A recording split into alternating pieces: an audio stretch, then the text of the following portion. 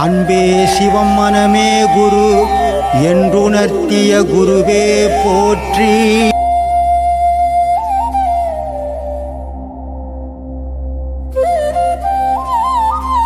தான் நான் போய் பாடம் பண்ண போகிறேன்னா என்ன பண்ணுவாங்க, பாடமே நீ பண்ண தேவையில்லைன்னுவாங்க. உன் பாடத்தை கெடுக்கிறது அவங்க தான் இருப்பாங்க. அப்படியே மீறி ஊயின்னு நீ மிரட்டிட்டு போய் உள்ளே உக்காந்தீங்கன்னா டம்முன்னு ஒரு சொம்பை போடுவாங்க, ஒரு தட்டை போடுவாங்க, ஒரு கிளாஸை போடுவாங்க பூஜை ரூம் எதிர்க்க. நீ உக்காந்து பாடமே பண்ண முடியாத அளவுக்கு என்னென்ன பண்ண முடியுமோ அவ்வளவும் பண்ணுவாங்க. அவங்க நல்ல மனைவியாக இருந்தவங்க நேக்காக தட்டி கொடுத்து உனக்கு வேலை வாங்க முடியலன்னா அவங்க நல்ல மாயாவியாக மாறிடுவாங்க. அதுதான் மாயையாகவே ஆகிடும் நாளைக்கு. அதனால் இந்த விஷயத்தில் நம்ம ஜாக்கிரதையாக அவங்கள கையாளணும். ஆணாக இருந்தாலும் பெண்ணாக இருந்தாலும் ரொம்ப ஜாக்கிரதையாக கையாளணும் அவங்கள.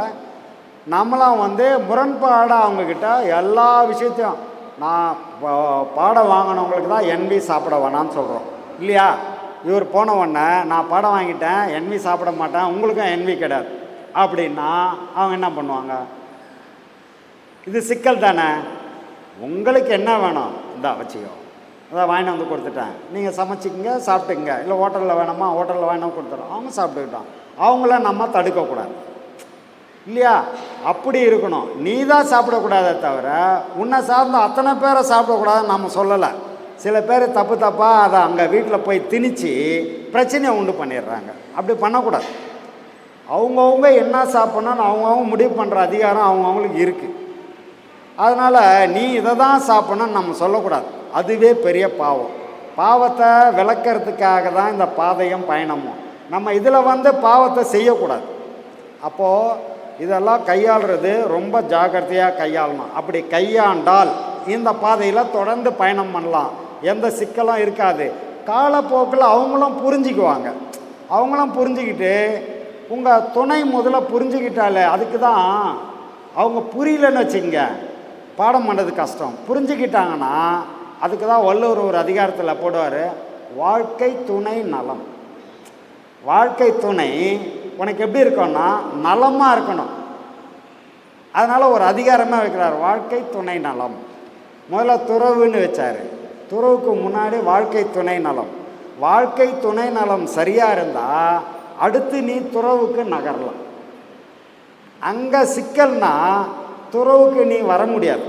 அதுக்காக தான் வாழ்க்கை துணை நலத்துக்கு அப்புறம் துறவுன்னு கொண்டு வந்தார்.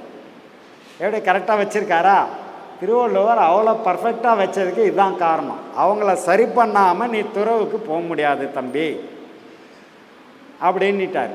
அப்போது அதுக்கேற்ற மாதிரி முதல்ல வீட்டில் இருக்கிறவங்கள சரி பண்ணி அவங்கக்கிட்ட பர்மிஷன் வாங்கிட்டு தான் பாடத்துக்கே வரணும். அதே மாதிரி கல்யாணம் ஆகலை சின்ன பசங்க, படிக்கிற பசங்க படிச்சுட்டு இருக்கிறாங்க, அவங்களுக்கும் கூட ஏற்கனவே முற்பிறவியில் இதை தொட்ட குறை ஏற்கனவே தொட்டிருப்பாப்புல, தொட்டுட்டு செய்ய முடியாமல் ஏதோ ஒரு காலகட்டத்தில் தவறி இருப்பார். மீண்டும் பிறந்து வந்துட்டாருன்னா அந்த எண்ணத்தோடவே இந்த பாடம் வாங்குறார். அவர் திருமணம் ஆகலை, சின்ன பையன் படிக்கிற பையன் வச்சுங்க. அப்போ அவங்க என்ன பண்ணணும், அவங்க பெற்றோர்கள்கிட்ட பர்மிஷன் வாங்கணும். பெற்றவங்கக்கிட்ட அவங்க சொல்லணும், இது மாதிரி நான் போகிறேன், நான் பாடம் வாங்க போகிறேன், ஆன்மீக பாதையில் நான் பயணம் பண்ண போகிறேன் அப்படின்னு சொல்லி அவங்கக்கிட்ட பர்மிஷன் வாங்கி தான் இந்த பாடம் வாங்கணும். அவங்களுக்கு தெரியாமல் வாங்கிட்டு நிறைய பேர் என்ன பண்ணுறாங்கன்னா வேட்டியை இங்கேயே வச்சிடுறாங்க. நான் எனக்கு தெரிஞ்சால் கொடுக்கவே மாட்டேன். பழைய ஆளுங்க யாரோ கொடுத்துருக்காங்க, பாடம் வாங்கிட்டு வேட்டியை இங்கேயே வச்சிடுறாங்க. டைம் இருக்கும்போது அந்த வேட்டியை கட்டிக்கிட்டு பாடம் பண்ணிட்டு போயிடுறாங்க. அது வீட்டுக்கே தெரியாது. அப்போ நான் ஒரு 2 பேரை இங்கே பிடிச்சேன். இப்போ என்ன நீ வேட்டியெல்லாம் இங்கே வச்சுட்டு போகிற, என்ன விஷயம்? வீட்டுக்கு தெரியாது சாமின்னு. வீட்டுக்கு தெரியாமல் பாடம் பண்ணக்கூடாதுப்பா, சரியாக இருக்காது, தயவுசெய்து வேட்டி எடுத்துக்கோ, நீ போய் வீட்டில் சொல்லு, இது மாதிரி பாடம் வாங்கியிருக்கிறேன், நான் இது மாதிரி போய் பண்ணிக்கிட்டு இருக்கிறேன், நான் இன்றைக்கி போய் மாட்டிக்கினாங்க, ஏன்பா பாடம் வாங்கி ஏன்பா வேஸ்ட்டு இங்கே வச்சுட்டு போகிறேன்னு கேட்டேன். இது மாதிரி நான் வீட்டுக்கு தெரியாதுன்னு சொன்னேன். வீட்டுக்கு தெரிஞ்சே ஆகணும், நீ போய் முதல்ல சொல்லுன்னு சொல்லிட்டாங்க, அதுக்கு தான் வந்திருக்கிறேன், பண்ணலாமா அப்படின்னு கேட்டுக்க, பர்மிஷன் கேளுப்பா. வேணாம் அப்படின்னாங்கன்னா நீ அதுக்கப்புறம் ஃபோன் அவங்கக்கிட்ட கூட நான் பேசிக்கிறேன். ஆனால் வீட்டுக்கே தெரியாமல் இப்படி பண்ணக்கூடாது. அது திருட்டு வேலை.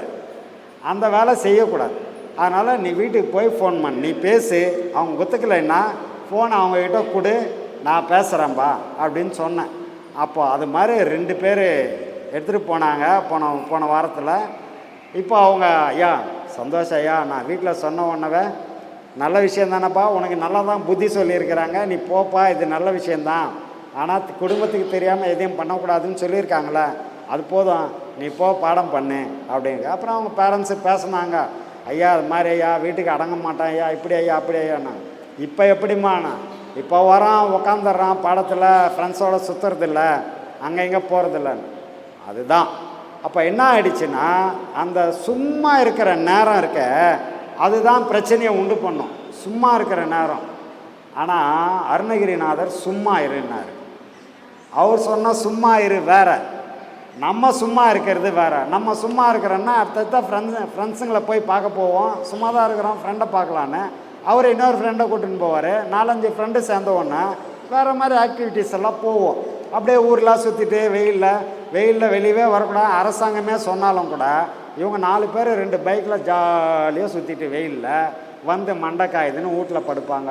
மூக்கில் ரத்தம் வருது, வாயில் ரத்தம் வருதுன்னு அவங்க வீட்டில் வந்து பெற்றவங்க என்ன பண்ண, ஏன்டா இன்றைக்கெல்லாம் போய் வெயிலில் சுற்றுனா, தலையில் எண்ணெய் கூட வைக்கலையாடான்னு இவங்க கத்த வேண்டியது இவங்க கத்துவாங்க, அவங்க சுற்ற வேண்டியது சுற்றுவாங்க, இவங்க கத்துவாங்க. இது ரெண்டும் நடந்துக்கிட்டே இருக்கும். அப்போது இந்த மாதிரி நிலையில் குடும்பத்தை நல்வழிப்படுத்தணும்னா ஒளிவு மறைவு இருக்கக்கூடாது. பெற்றவங்க மத்தியில் பிள்ளைங்களையும் எதையும் மறைக்கக்கூடாது. அதே மாதிரி கணவன் மனைவி இடையில் எதையும் வந்து கணவனோ மனைவியோ அவங்களுக்கு தெரியாமல் பண்ணிடணுன்றதெல்லாம் அப்படி இருக்கக்கூடாது. எதுவுமே ஒளிவு மறைவு இல்லாமல் டிரான்ஸ்பரன்சியாக எல்லா விஷயமும் வெளிப்படையாக நடந்தால் தான் அந்த குடும்பத்தில் எந்த சிக்கலும் இல்லாமல் மூவ் பண்ணி போக முடியும். 2வது பாடத்துலேயும் நீங்கள் வந்து பயணிக்க முடியும். இல்லைன்னா பாடத்தில் பெரிய தடைகள் வந்துடும். அதனால் வீட்டுக்கு தெரியாமல் யாரும் எந்த விஷயமும் பண்ணாதீங்க.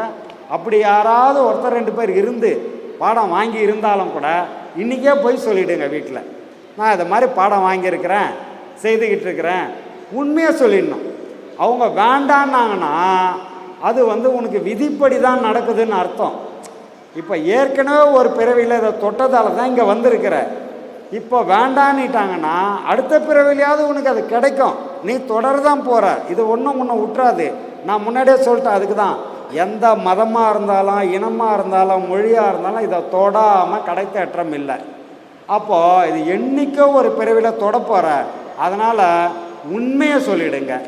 குடும்பத்தில் யாரும் பொய் சொல்லி இதில் வராதிங்க, உண்மையான விஷயத்த குடும்பத்தில் சொல்லுங்கள். சின்ன பசங்களுக்கும் சரி பெரியவங்களுக்கும் சரி, சரியா? இது பேசிக்காக நான் சொல்ல வேண்டிய விஷயம். அதில் நிறைய சிக்கல்கள் வந்தது, அதனால தான் இதை முழுமையாக இப்போ சொல்லணும் அப்படின்னு இருந்தேன். அது சொல்லிட்டேன். வர 17ஆம் தேதி ஐயாவோட குரு பூஜை இருக்குது, மே 17.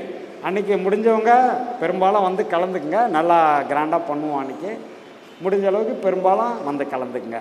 இது வந்து எல்லாரும் வரணும், அபியாசிகள் மட்டும் கிடையாது, குடும்பத்தோட அக்கம் பக்கத்தில் இருக்கிறவங்க எல்லாரையும் சொல்லி கூப்பிட்டு வரலாம். ஏன்னா குருவர்களும் திருவர்களும் ஒரு சேர பெறப்போகிறோம். அதனால் முடிஞ்ச அளவுக்கு எல்லாரும் வந்து கலந்துக்குங்க 17ஆம் தேதி. அதே மாதிரி வர மாதம் இதே மே மாதத்துலேயே 31ஆம் தேதி ஒரு பௌர்ணமி இருக்குது, அதையும் உங்களுக்கு நினைவுபடுத்திடுறேன். ஏற்கனவே சொல்லியிருப்பேன், அதையும் நினைவுபடுத்திடுறேன். இதில் என்ன ஆயிடுச்சுன்னா, இப்போ லைனாக 3 ஃபங்க்ஷன் இருக்கே.